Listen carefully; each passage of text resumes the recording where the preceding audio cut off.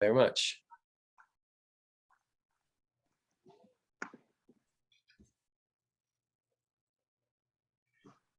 Good evening, everybody, and welcome to another night of Northshire Live.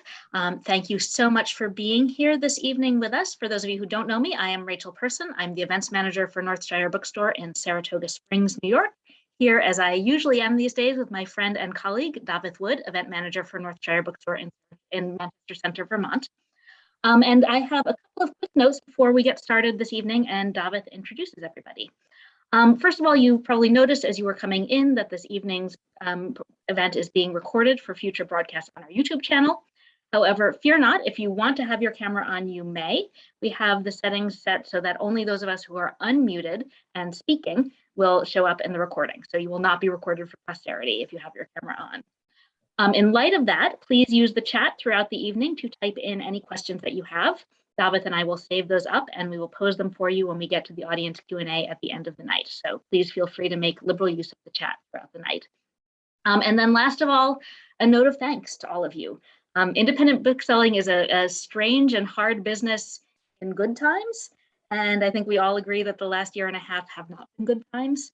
And Northshire has continued to exist and to be able to hold events like this one due to the incredible loyalty and support of our customers. We couldn't do it without you. And all of us who work for the Northshire bookstores are deeply grateful for your help in keeping us going these last times. And so without further ado, Davith, why don't you take it away and introduce our guest tonight? Thanks so much, Rachel. It's my great pleasure to welcome back to Northshire a perennial Northshire staff favorite from generations of booksellers, Eric Rickstad, for his latest, I Am Not Who You Think I Am. Eric is a New York Times and internationally best-selling author of the Canaan Crime series, which includes The Names of Dead Girls, The Silent Girls, and Lie in Wait, and the novels What Remains of Her and Reap, a New York Times noteworthy novel. Publishers Weekly has said that his latest, I Am Not Who You Think I Am, Rickstad has raised his game to a new level.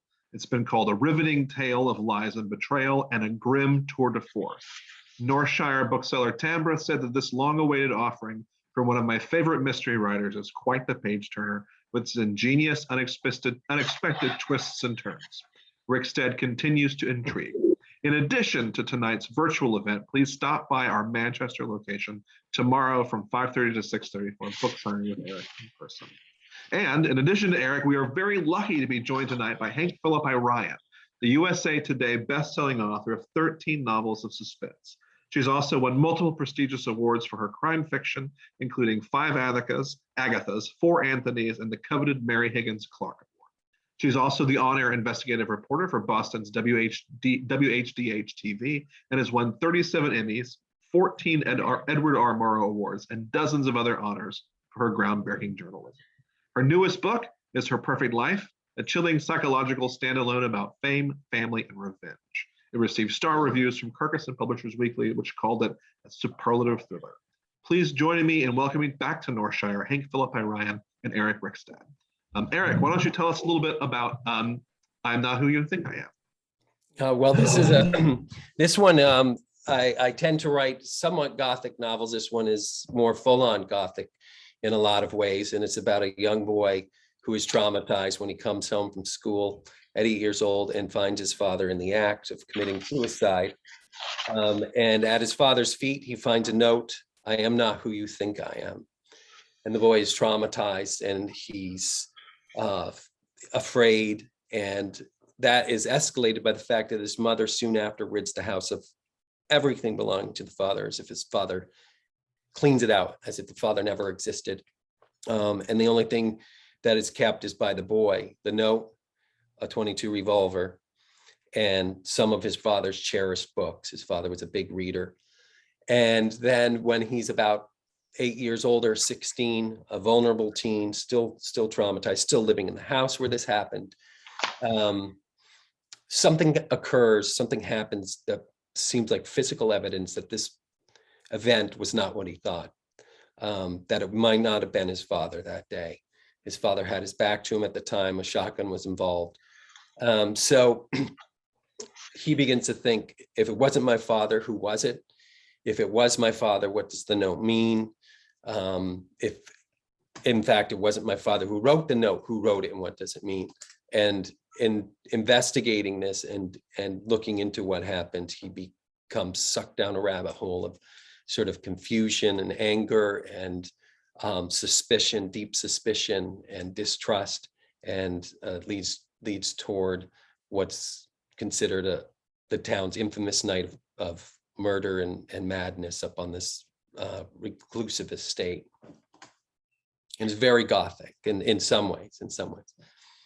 I love hearing about this. I love hearing how authors talk about their own books, because you presented this in a very straightforward, logical, gorgeous fashion, and then gradually went from this poor 8-year-old child to the night of Gothic murder and mayhem and fire in the town, which is sort of what it feels like to read this book. You're just step by step by step drawn into this. I mean, I love this book. It is sinister, it is tense and poetic and heartbreaking and gorgeous in every way. Let's just go back to I'll say that again. They have this book at Northshire Books. They will have signed books, and I dare you to resist buying this book when you hear about this tonight. It's quite special, and I've never read anything like it. So let's just talk a little bit about this. Okay. So Yeah. What was the gem, the germ, the core of this idea when your brain said, oh, I could write that book? What was it about? So there were two different things. There was a friend of mine I grew up with, who was a little bit older than me, who had moved to our neighborhood when I was about 12 and he was about 16. Great, affable, friendly, charming guy, athletic.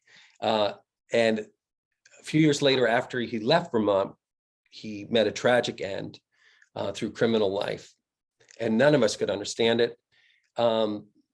And he had something very similar to this happen. And that always sort of worked in my brain, like not that specific, but just as an idea of that a sort of traumatic event for a young boy that doesn't get any help for it. And this is totally removed from that, but that was sort of a germ. And then also when I was younger, there's an estate similar to the one that's in the book, just across the road from us. And on that estate one night, a house burned down, and also a huge hay barn, like a 3-story huge hay barn. And my sisters and I in our pajamas, we lived close enough, we could see this orange glow in the black sky. And no one knew what was going on. We ventured out, saw this just huge barn burning, and it burned to the ground that night. There was nothing anyone could do, and it was black sky and orange, and you had to stand back, and we just watched it crumble in on itself. And that always struck me, and I wanted to use it, but not much exciting with an empty hay barn. So I'll make it a big Gothic mansion on the estate with people inside. So I had the beginning, sort of a traumatized boy in some way, doesn't get much help for it. And then this event on this estate. And I just started writing about the boy. And when I found his voice, I just followed him along. When I went in and witnessed what the father did, I witnessed with him. I didn't know there was going to be a note until he looked down, and I'm like, oh, there's a note. And it's sort of like that for me when I write. And I didn't know what the note was going to say until he turned it over. And when it said, I am not who you think I am, I said, that's a good title. And I got a lot to figure out. Now, Steve, you look at all the faces of all these people who are here with us tonight. They're all thinking, though he didn't know what the note said, and that was the title. And how does your brain possibly? I mean, I understand this is how I write too, and I know you do. I have a note on a door. Yeah. And Sue Grafton used to call it the magic, that something happens in a writer brain when you're in search of the story, and if you're open to it, the story presents itself. But I wonder about the story presenting you with 8-year-old Wayland Maynard. So now you're inhabiting an 8-year-old boy. Mm-hmm. Talk a little bit about how is it method acting? Is it returning to your childhood? Is it exploring what he wants? How do you do that so beautifully? Well, thank you for saying that. But It's sort of inhabiting, but for me more, it's sort of witnessing, and borrowing from my own, just the emotions of what it was like to be a young boy, and to be presented with something maybe I didn't understand what was going on in an adult world type thing, and keeping true to that time period, and sort of methodically walking him through, or following him as he goes to the house, and the father's truck's there, and the doors of his truck's flung open, and there's music playing, and his father shouldn't be home, but his mother should, and she's not, and everything's off. And there was part of my childhood where I was kind of a lonely kid. I had a single mom, and my father wasn't in a meaningful way in our life from about the age of 8 or 9 on. So there is some of that where I could tap into that lonely kid who's a little bit adrift. So it was sort of, it's a combination, but I found I could tap into it fairly easily. Because you can imagine, as you did, at any age, that sort of galvanizing, traumatic moment. Your book is so much about family and family secrets, among so many other things.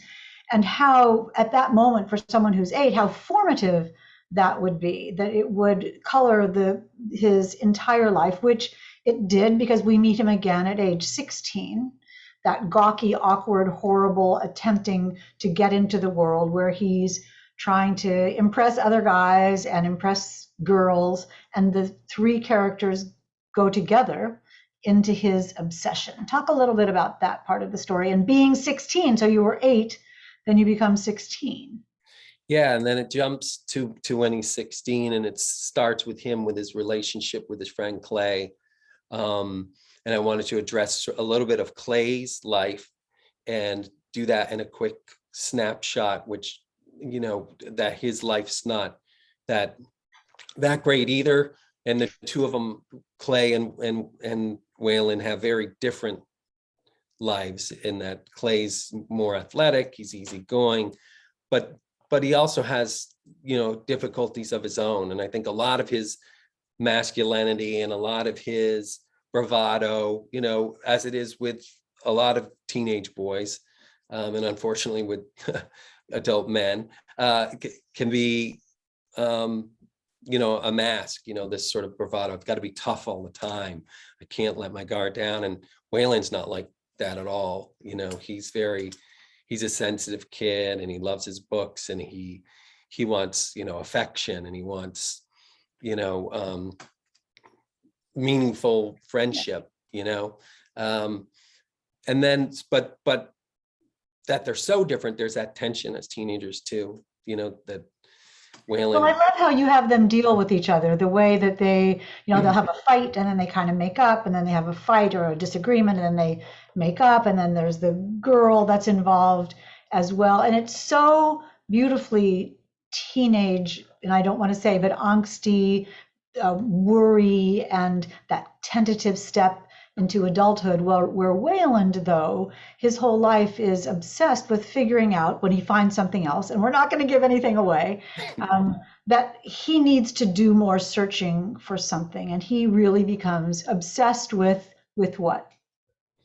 He becomes obsessed with wanting to know what happened to his father, and he draws, he goes, he starts to investigate, thinks maybe what he needs is, I don't even have a sample of my father's handwriting. Mm-hmm. So first thing I need to do is find out, is this his handwriting? And it's printed. So his mother got rid of everything in the house, and he wonders maybe if it's my mom's writing, and he realizes I really haven't seen her writing either in ages, except for cursive, except for her, So he goes to the town library, and he goes to the town clerk, and he looks around for old articles maybe of what happened to his father. And of course, it being a suicide, it's private, and he realizes it's like, 4 lines about his father. And he begins to find out things about the barbershop his father owned that he didn't know about. And in that instance, when he first goes to the library, he runs into this girl. He's sort of smitten with Juliet, and she's very intrigued by it. And he's shocked that she even really knows who he is, because he's so insecure. And she genuinely wants to help him with this. And so does Clay in his own way. But Waylon is so obsessed with it. It's almost as if he wants to undo it. He wants his father to be alive somewhere so badly, so he can recover from this pain and this void, I think. That's what it's really about for me, this boy who wants to undo what was done and to get his father back. Yeah. I mean, this is so dear. Others around him are, when they disagree with what he's doing, when they see how obsessed he's becoming, he gets more angry at them for not just going along 100%, when in some ways they're trying to protect him. I mean, this is the heartbreak, the theme of heartbreak that is throughout this book, because, when you describe the three teenagers on a mission to find something, and that is something that we've read in so many novels, wonderful young adult novels, the idea of the coming of age novel of the kids getting together and doing something important and making a difference. But you've taken that kind of story and made it be dark and dangerous and so full of secrets. There's a line in one of the notes that says something like, some secrets are better not told, that there are some secrets that are better kept. So there's this structure that we know of the kids on a mission. How did you think about that how did you darken that and deepen that and make that be so beautifully poetic as you did in this book? I really wanted to stay true to Waylon's story and not really be informed too much by what I've read. And there's so many great classic novels of kids working their way through, difficult times together and banding together. And this wasn't that, and I love it, like Stranger Things. It wasn't, the banding of the kids, but somehow, they're going to be all right, because it's that type of thing. And I love those, and those are great. But this, I knew, was, a darker event for him. And when you think about Narnia and you think about Huck Finn, those kinds of things, right, that aren't cute, fun stories, but right, they are really deeply thematic and important. And beautifully written stories, and that's what I think of when I think of I am not who you think I am, because it doesn't only apply to the note. It applies to so many people in the book, and that's very powerfully done.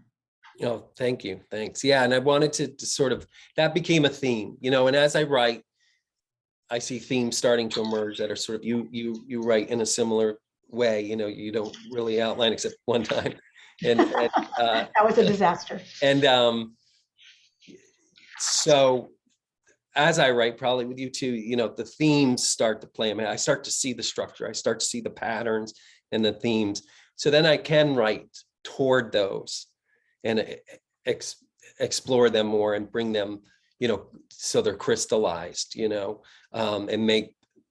write in a way that, okay, what this is going on, my subconscious knew, now I know.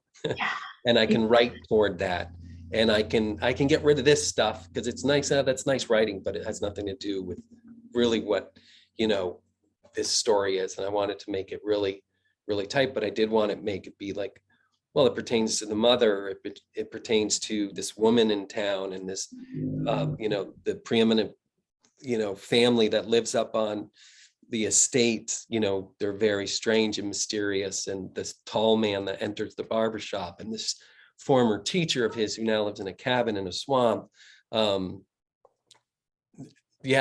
Everything is shifted. And so there's family, as I said, there's family and secrets and family secrets, but there's also obsession and power and truth, and there's love too, deeply throughout.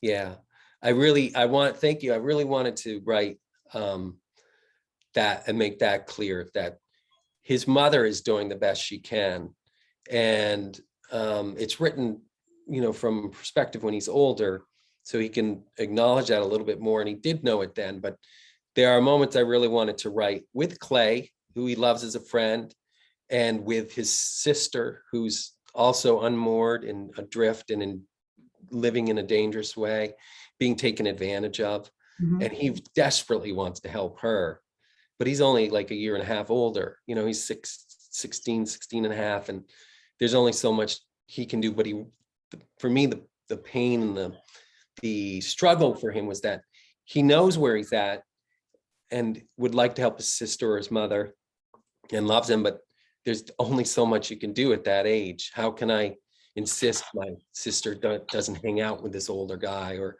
that type of thing? So I wanted to write moments, though, where they finally do get a chance to talk to each other, for the sister and him and his mother and him, at least as honestly, as they can, and reveal that. And he has a great love for his dog too. That's sort of his life vest, his life, lifeline. And one of the things I hear as you're even describing all of the characters is we're hearing that you're creating, even tonight, you're creating the setting where this is taking place, the house and the mansion and the library and the barber shop and the school and the cabin and the swamp and the woods. Talk a little bit about where this takes place and how and where that grew from. So this is the first novel that I've written that it's based in a loosely fictionalized, it's fictionalized, but it's the closest to my hometown that I've written. In some ways, there was the estate, and it's a magnificent estate. It's 4 or 5 miles of lake frontage along Lake Champlain, with the Adirondacks out across, and these sheer shale cliffs like in the novel, and the huge dairy barns. And it was it was connected to the Vanderbilts, and the gentleman who landscaped, Central Park landscaped this estate. But I went to high school with one of the kids who was in that family, and they're of course they're nothing like this, but it's a great setting, especially when you dramatize and make it more gothic. And I hung out in a library similar to this one.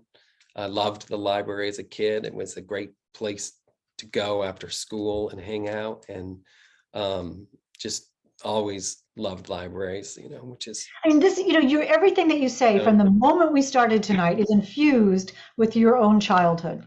Everything seems to be, of course, of course it does. But in this book in particular, where did you grow up, and what was that like? You talked a bit about your mom and your dad not being in the picture, but were you, your book is so connected with nature and the woods and the changing of the seasons and exploration and fear and stepping a foot into places maybe that you shouldn't go. Yeah. Did you do that as a kid? Yeah, I did. Growing up in the late 70s and early 80s, we were free to roam. We were on our bikes all the time, and we were roaming around, and we would explore the woods. We had this one set of woods called the Little Woods, which were, smaller and kind of behind the houses, and then the big woods. We couldn't even go into the big woods till we were, 13 or so, because it was a little farther away, and you had to cross a river to get to it.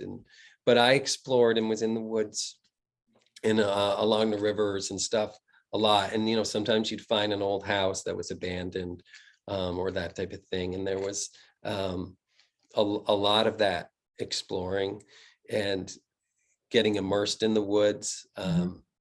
And along the way, frightening things can happen. You can, oh gosh, we're in these woods, and we need to get home. Now it's dark. Now it's different. And we've got to be home.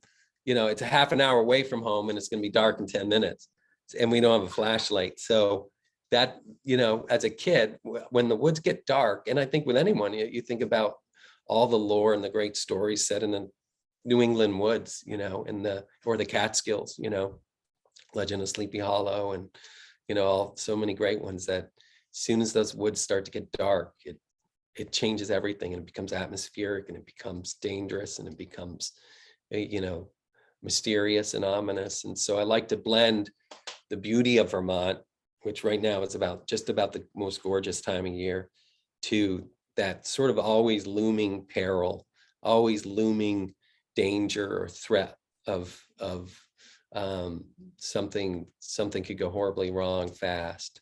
Well, you're isolated. I mean, it's Yeah. beautiful, but it's isolated. It's isolated. Nature is dangerous, Yeah. and whimsical. And a little kid doesn't have the experience to know how to deal with changes like that. And there's just coincidences and problems and situations. And someone with a great imagination, as I'm sure yours was, could come up with so many things that might happen. And that is the stuff of great stories. I want to talk to you about whether you always wanted to be a writer, but I don't want to leave I'm not who you think I am yet, because one of the things that's so staggeringly successful about this book, and I have to confess to you that I didn't notice it until, golly, I want to say maybe a third of the way through. I remember thinking, wait, there aren't any chapters in this book, like chapter 1, chapter 2. It's structured in this gorgeous, unique, and special way with chapter-esque things that are titled things, and police reports and notes and other elements that aren't usually in narrative fiction. Talk about how you decided to, newspaper articles and letters. How did you decide to structure it that way? And was that just crazy difficult? It wasn't extremely difficult. I arrived at it. I knew I didn't want it to be written by the boy himself, and have it be sort of, this just recently happened to me. Mm-hmm. I wanted it to be from the perspective of him as an adult looking back and sort of, reflective. And then it struck me, I don't know where or when exactly, that actually this book is going to be actually, for the reader, a manuscript sent to his town 30 years later, explaining, to the town, this mansion burned down that night. People died. I was supposed to have disappeared that night. Well, let me just read this little part. This little part. I know, because this is the very beginning of the book. So when you buy the book, and I know you will read this right away. But the beginning of it is from the police department. Can you see this at all? It's from the police department, a memo from the police department. Dear Shireburne citizens, the following manuscript came to our attention by regular U.S. mail from a former Shireburne citizen previously believed to have died in a fire known to many citizens as the Inferno of 1984. The Inferno, capitalized, of 1984. And then there's a chapter-ish thing called First Things First, which I have marked in this book, forgive me. And the end of that presents to the reader what you are about to hear. And it says, I have pieced together enough to know what happened on the day of the incident, in caps. The incident was not done because he was a bad man, a bad father. It was done because, well, we'll get to that. This isn't some magic trick where the secret machinations are kept hidden. No, this is all about the reveal, the truth, and we will get to it. We will. But first, let me set the scene that may lead you to believe that my father was a bad or troubled man, even while I assure you that he was not. My father was a good man, and he loved me. Of this, I am almost certain. How good is that, you all? That's amazing. It's chilling. It's portentous. How I dare you not to turn the page. And when you go back and when you read the whole book and then go back and read that, it's even better, because you think, oh yeah, now I understand this. So, you say, oh yes, it wasn't too hard to do the structure. Yes, it was, Eric Rickstad. It was very difficult because I can see how layered and braided that is. Talk about that process of, writing a first draft and then seeing what book you meant to write. Yeah. I was talking to another writer and saying, when I say it's not difficult, it's probably just, I'm used to the misery of writing, or the how difficult it is. Like, it wasn't any more difficult than, but it is, it's a struggle to constantly try to figure it out mentally, the mental part, the emotional part. And yeah, I had that. and could you repeat the question? Because I kind of lost myself. I was holding your feet to the fire about you saying that it wasn't difficult, because it is difficult, and about your process. I mean, so do you write a first draft, then go back and say, oh, this is the book about the fire? Yeah. So as I go, I knew I had the fire and I knew I had the trauma, but everything else in between, and then the note.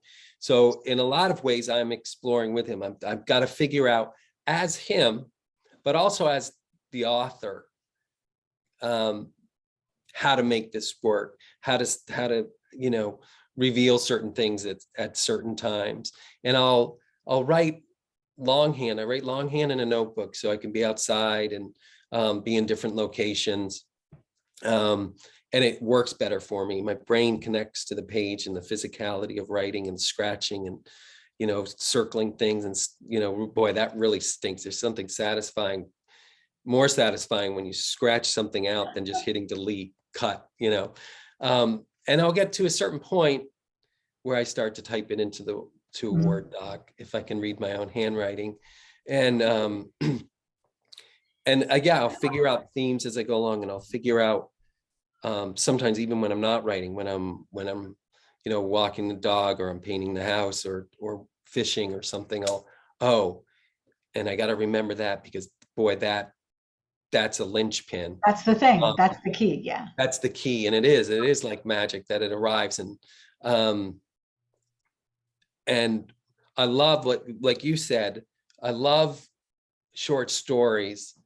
I love the short stories that end with a little ambiguity, but that reflect back on the beginning. And I love novels that do that, so that when you get to the end and you do look back, you're informed in a way that everything, for me, I hope, and what I like in other novels is that sense of everything shifts inside you. This, oh, wow, and something you read past on page 122. Exactly. Nothing becomes monumental, just monumental. And hopefully, intellectually, if I can get the reader intellectually thinking about things, that's great. But if I can get them in the gut and the heart, for me, and leave them feeling something really strong at the end of the novel, and also how it changes their whole view of the novel. And because one of the things that you do so beautifully is juggle. Your readers are smart. Your readers are trying to figure out what happened before you do this reveal. So at the beginning, and so that as an author, you're saying, okay, we're in a game now, and I'm going to see if I can stay one step ahead of you. Right. You don't want people to be confused, but you want them to be tantalized, but in the end, you want them to feel something that they didn't expect, and also have it be, oh, I should have seen that coming. Yeah. And really handle that so beautifully, lovelily. I don't think that's a word, but I'll go ahead, because I'm a writer. I can say whatever. It's now. Yes, it is now. At the beginning, though, you're sort of saying, trust me, I'm going to tell you. Right. And that settles the reader into the story, but you never know whether to trust an author with a story. And that's part of the fun. I remember you talking about short stories. You were saying at some point that Shirley Jackson was sort of a part of your life, and you had thought about her writing, how she wrote The Lottery. Mm-hmm. And talk about a be careful what you wish for story. Right. And that's what this is too. Do you see that in the same sort of realm? It is sort of, it's a small town and it's dark, and Shirley Jackson lived 10 minutes from where we live. And she wrote The Lottery. The story anyway is that she, strolled her toddler daughter down to this Powers Market, which still exists. It's still there, still open. It's been open since like 1815, I think. Oh, wow. And while she was there was these interactions with some people in the town that really upset her. And by the time she had her baby strolled back 15 minutes away, she had The Lottery and she wrote it. And there's a mountain up outside her kitchen window that she based the disappearance of a girl. A girl disappeared from Bennington College up there. She based her second novel on that. And there's a lot of Gothic stuff around here. And I think, that there's a sense where Whalen is talking to this former teacher of his in his cabin, and the teacher's really trying to warn him off. you don't know how quick your childhood's going to go. I can't help you. I can't get you to understand. And I wanted you to feel for the teacher as well as him, like, stop pursuing this. That yearning that he has that an adult cannot stop. Yeah, But they, and I wanted the reader to be sort of in that teacher's position Mhm. where you'd like to be, go enjoy your friends, wherever this might lead. It's probably not going to lead where you want it to, and it's not going to really change or help or resolve anything. But he can't know that as a 16-year-old, so there's that sense of careful what you wish for. Exactly. And that's why the book is so tender. I keep saying heartbreak, but it is heartbreaking. And I read somewhere also that you sort of have a touchstone, an icon, a mentor of Dennis Lehane, and that Shutter Island and Mystic River plays such a part of. And I so agree with you. One fast Dennis Lehane story is that he always talks about how and you were talking about walking in the woods with the dog and thinking about your books. He always would say that he thought about his books so much that when he got home, he was surprised that more of it wasn't written because he thought about it. That's so a much. good line.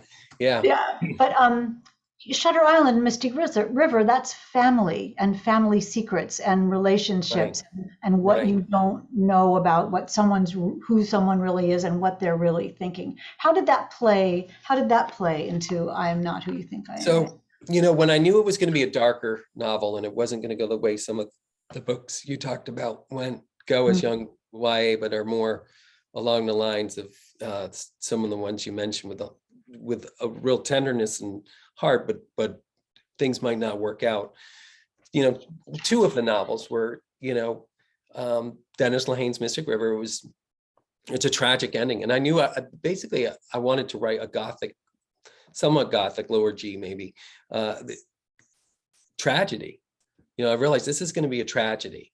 And there's not a lot of books out there right now that read that way for me. I mean, I'm sure there's some that I haven't read that are, sort of almost full on tragedy. And Mystic River to me is that's a modern day tragedy, what he did with that. There's nowhere you can look, but you're still so fulfilled as a reader. You're shocked and you're left, and same with Gone Baby Gone too. But it's this neighborhood and it's these families and it's the past coming after everybody and informing everybody in so much what they do. And then Shutter Island was sort of the psychological part, that psychological thriller, because man, that thing's perfect. And so perfect actually that you're still not quite sure. You could go, maybe, but it makes you think about it all the time, and you can all the time. And as a writer and as a reader, we can make up a reason that it's one way, and then we can rewind and make up a reason that it's the other way. And isn't that one reason that it's perfect? It's just so incredibly thought-provoking. So I borrowed, the idea of tragedy from, just that, when it's done well, here's how it's done well as an example. And then the psychological thriller part of Shutter Island. And because there's a large part of that in this novel too, where you're not sure if Wayland's obsession you're not sure if you agree with his friends, like maybe he's really off. Maybe he's becoming mentally ill. Because we're trained in we're trained in what Gothic means, that some secret thing, that it may not be what you think it is, that it's scary, that it's looming, that it may be a figment of someone's imagination, you don't know, and you really carefully take us along that track in this book. And when I finished the book, and then we should take some questions, I think. But when I finished the book, I remember thinking, oh man, Eric Rickstad is brave. What a brave book to have written. I love that you're smiling. Do you think so? Not brave, but that I wanted the book to be its own book, and I wasn't afraid to have to force a more conventional or more an easier ending on it for the reader, because it slams a door shut hard at the end. But, and we've talked about this before, that my airplane test, like it might be the ending, you know, to me, it needs to be satisfying. And I won't write a twisted, you know, dark ending on a novel that doesn't demand it for shock value. In the same way with this novel, I couldn't see a way to, you know, suddenly make everything okay. Or if I had, I felt I would have been cheating, and I trusted my readers enough that I hope they would appreciate it, that they, you know, would, okay, this, you know, this is a shocking ending in ways, but that it's the satisfying one. It's the one that felt as inevitable as the rest of it hopefully feels inevitable. And the book starts, and there is this sense of foreboding inevitability, and we cannot escape from it, no matter how much we hope to escape from it, and no matter how much we turn the pages as fast as we possibly can to see what is going to happen. And then we see at the end of I Am Not Who You Think I Am, as promised on page 1-ish, all is revealed. And congratulations on Thanks, Hank. Spectacular book. Thank you. I know we have questions from the audience. I've been trying to, when I look this way, I look at the, I'm looking at the comments, and I think, don't look at the comments. You need to focus. So we do have some questions. So Davith and Rachel, do we have them? Take them away. We do. Thank you so much, Hank. Hank. Yeah, this has been fantastic. First question up is from Jenna. She says, you mentioned, Eric, that you are a discovery writer. Did you pause after writing about the note to figure out what that meant for the story? Or do you establish a little scaffolding as you go, or do you write the first draft strictly through discovery? Yeah, so I did have to discover what the note meant, and I had, it did come more quickly than, you know, needing to write a whole bunch of the book. It came to me much earlier than it did for Wayland. I learned a lot of things as I go with Wayland, but with this, I had one of the big reveals and twists about what I am not who you think I am and what that means early on, and which did, like Hank said, it did present some challenges, and there is a lot of work involved in trying to make everything feel inevitable and natural, and not convoluted and not contrived. And I really wanted to write something that wasn't a maze and a labyrinth, but was like a Russian doll. You open up one mystery and there's this and another. So you're not ever confused, hopefully, or lost. It's just, oh my gosh, you know. Oh, this. And then it closes in, you know, it gets smaller and smaller, it sort of closes in. You know, the thing of a Russian doll is that in the end, it fits. It all fits perfectly. It's made so constructed so beautifully, like this book is. May I interrupt for 1 second to ask you, where did the name Wayland Maynard come from? It's so palindromic almost. How did that happen? Thank you. Well, I will give you a hint. You're from Boston, right? You're from the Boston area. Yes. And my wife's from Framingham. Oh my golly. Okay, got it. That's wonderful. That's the mystery.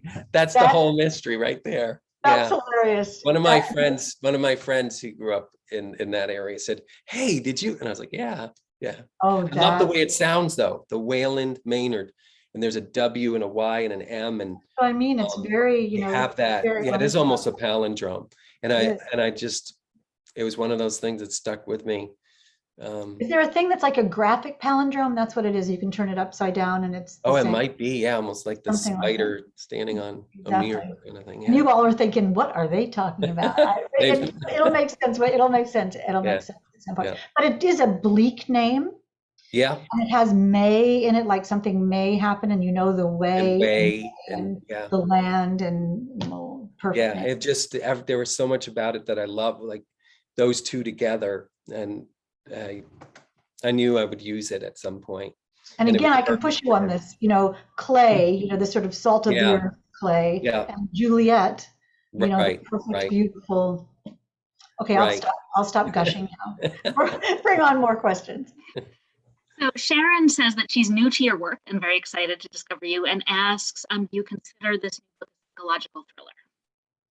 A psychological thriller? Mhm. Yeah, I think there's a big element to it that's a psychological thriller. Yeah, you're with him, but you're not sure as it goes along if you can trust him, if you can trust the narrator, if you can trust this person telling you the story. You're not. It's slippery and it can be deceptive, or you think it is, but you're not sure. So yeah, in that way, it very much is. Yeah. And also psychological in that what a psychological thriller is sort of weaponizes what people do to each other emotionally and how we manipulate and use each other to get what we want. So we behave in a certain way, or we set up things in a certain way, or we pretend that something is a certain way. And that's, there's so much destruction can be done, but emotional damage is very destructive. And that to me is a psychological thriller as well. Yeah. This next question is from Tom Pope. He says, Eric, you seem to spend time as you write figuring out what the genre might be, the potential one. What genre might be the potential one? Discussing and etc. Do you find that leads the story, or might story lead you to dump your genre idea and wait until your characters complete their journeys? Yeah, I'm more interested in the characters and who they are, and genre is a slippery thing in and of itself, in so many ways. There's so many great books that could be classified as horror, and if I think of Cormac McCarthy's Blood Meridian or something like that. And I don't pay any attention to anything other than the story and the characters, and not so much concerned about what this particular genre is. But I think if I make it intense enough and tense enough and suspenseful enough, that's what keeps a reader. And the genre part I'll leave to other people to sort of place on it in some way. Do you know the book, the new Wiley Cash book? Have you read it? I haven't. The one that just came out? When Ghosts Come Home. I haven't And read it's, it yet. It it's just came out. beautiful, and it's very much a companion to this. It's that same sort of deeply felt, I don't know, psychological thriller. That's such a good question, because would you call it that, or yours? It's a dark coming of age something. And I didn't, it's been, it can be seen as a psychological thriller or a thriller, but to me it was really about, it was a dark novel about the journey of this boy, and really, it's a tragedy. I tried to write, sort of him as a tragic figure, and the town as a tragic town, in that sort of classic New England, way that I love. So that actually segues very nicely to a question we got from Bill. He says, I love how prominently the outdoors and the natural world and Vermont plays a role in your work. Can you share some more about how that natural world informs your writing? It informs my whole life, my whole existence. I loved being in the woods and on the rivers when I was a kid, and I still do.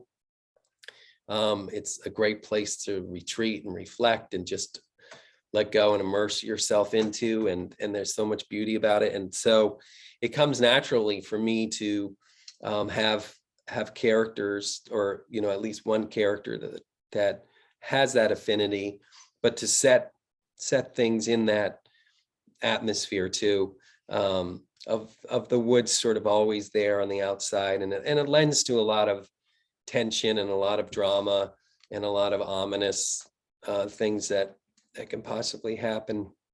And I think wherever I write, wherever I will set my novels, and some novels will be set in other places, there'll still be probably an element of that. And also nature,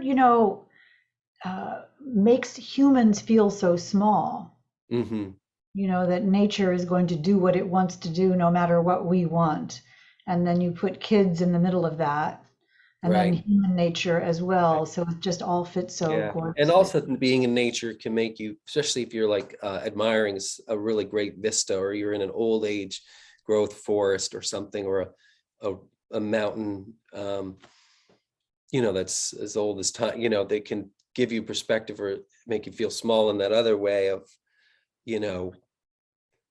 this tree alone is 300 years old. It's this tree that's outside my house, has seen generations and generations and generations of people live their lives and fade away, 10, 8 generations of people have come and gone beneath this tree, which can have all sorts of good metaphorical implications. I mean, this is your book. This is your book too. It's sort of our town in a Gothic way, and Spoon River in a Gothic way. People's lives come together, and they clash and crash, and then something happens, and it's just as touching as that. Thank you. Yeah. So I just got this question sent to me privately asking, Eric, you seem like a very sunny and cheerful person, yet your work can be quite dark. How does that happen? That's a good question. I mean, I started off reading and loving books when I was little, Encyclopedia Brown and Great Brain, and this great book about a dog named Algonquin. And then my 7th grade teacher, Mrs. York, I said, here's this story you guys are going to read and write a little report on. And it was a Telltale Heart. And I was like, You're kidding. Oh, no, this is not Encyclopedia Brown. Wow. I don't know. But I loved it. But I also understood that it was an entertainment, and it was thrilling, and it was heart pounding. And it's 12 years old. I was, wow. And I think, there's parts of humanity and parts of, the way we live that I find there's a lot there to write about, people that are in dark places. I would like to write some lighter stuff eventually, and I know I will. And there's a lot of tender moments in this book. There's a lot of tenderness and love in this book. So it's hard, on a jacket copy to get it all in there and say, but there's a lot of really great moving moments. And these kids are really good friends. And there's a lot of that going on. So, it's just,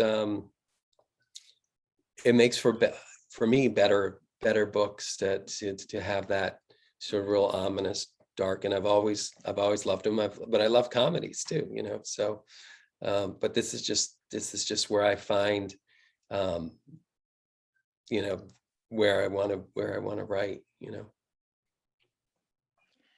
I just got another anonymous question sent to me asking any reflections on indie publishing versus publishing with Blackstone or another traditional publisher. I think, the way things have gone lately, and the technology that's there, I think indie publishing is a wonderful way to go if that's what you want to do outright without even venturing into or trying. I know Northshire has a great setup of that allows the printing of independent writers. And there's no one way to write, and there's no one way to get published, especially now. And I think, it's a legitimate way to get your work out there.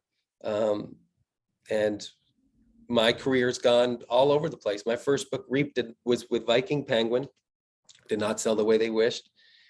And I couldn't get published for years. In fact, they returned the rights to me. And I took it and said, I'm repackaging it.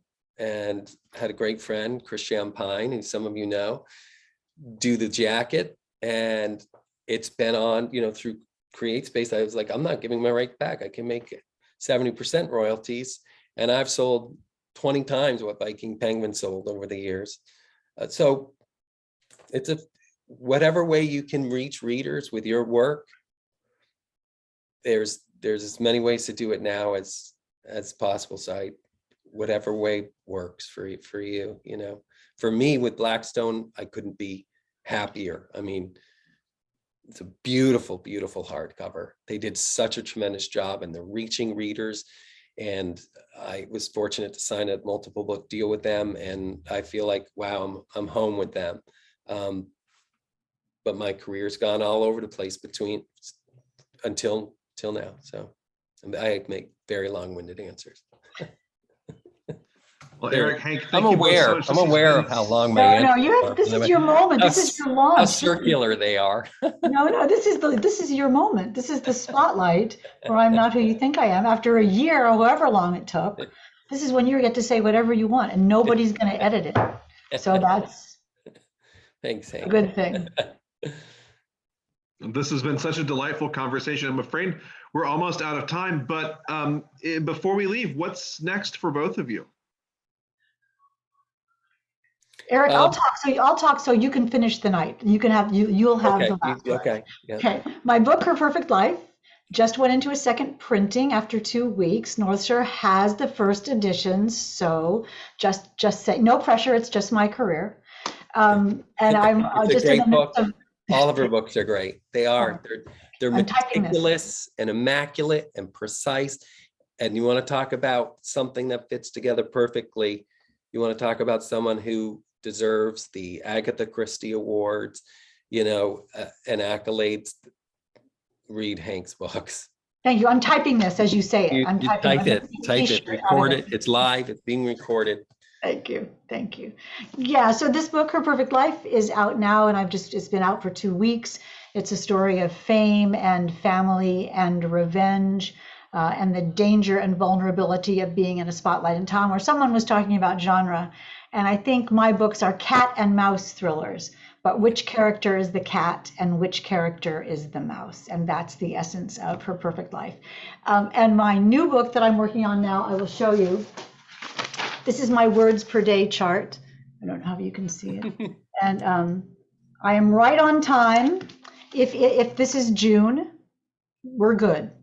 But if it's after June, we're not that good. And it'll be out next fall if all goes as planned, and sometimes it does. But I'm focusing on Her Perfect Life right now and very happy about that. So Eric, what are you working on? So I finished up one that's a little bit of a departure. It's still dark. It's an FBI investigation, and it's sort of if you're familiar with the show Mindhunter, it flips profiling on its head and turns it inside out, and has a FBI agent who's investigating a bunch of murders of families across the country that are seemingly entirely disconnected. There just doesn't seem any way that they're connected except by the MO there, and it's totally subversive to the whole profiling genre.